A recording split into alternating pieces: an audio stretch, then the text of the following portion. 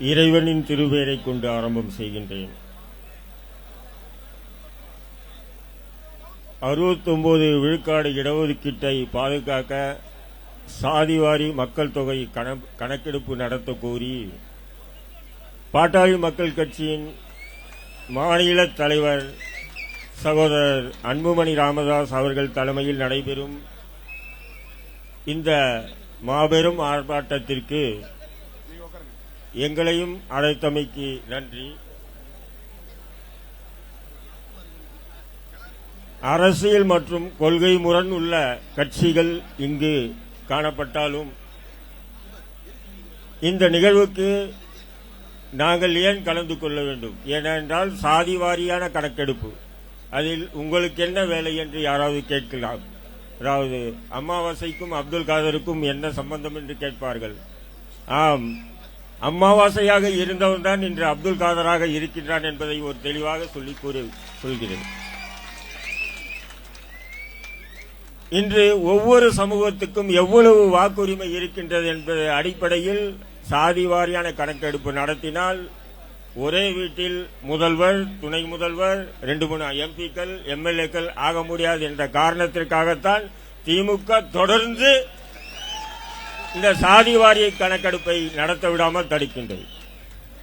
இஸ்லாமிய மக்களுக்கு நீண்ட காலமா ஒரு கோரிக்கை இருக்கின்றது. 10 விழுக்காடு இஸ்லாமியர்கள் இருந்து இந்த சட்டமன்ற பாராளுமன்ற தொகுதியில் ஏதோ பிச்சை போட்ட மாதிரி இந்த திராவிட கட்சிகள் போடுகின்றது என்கின்ற ஒரு இயக்கம்.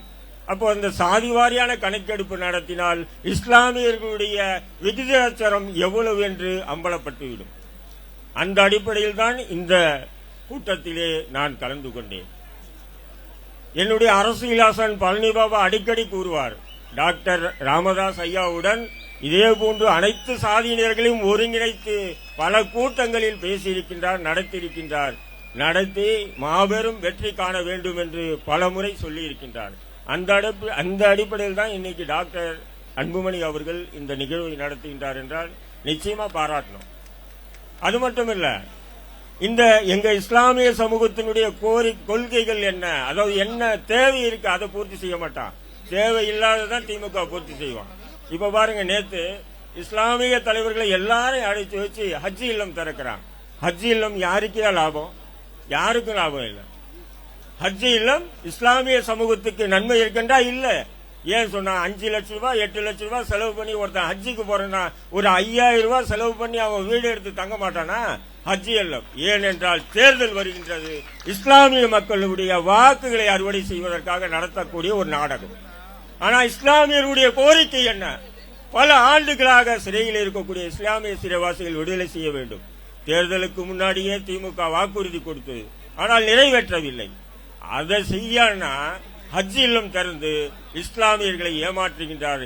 இதே போன்றுதான் சாதி வாரியான கணக்கெடுப்பு நடத்தினால் அவர்களுக்கு ஆபத்து என்றுதான் தொடர்ந்து திமுக புறக்கணிக்கின்றது. இன்று டாக்டர் அன்புமணி ராமதாஸ் அவர்கள் தலைமையில் நடைபெறக்கூடிய இந்த ஆர்ப்பாட்டம் தமிழ்நாடு முழுவதும் ஒட்டுமொத்த சமூகங்களும் ஒன்றிணைந்து இந்த அரசுக்கு கோரிக்கை வைக்க வேண்டும். நிச்சயமாக இந்த நிகழ்வு மூலமாக உடனே சாதிவாரி கணக்கெடுப்பு நடத்த வேண்டும் என்று கூறி இந்த நிகழ்வுக்கு வருகை தந்த அனைத்து தலைவர்களுக்கும் மக்களுக்கும் நன்றி கூறி விடைபெறுகின்றேன். நன்றி.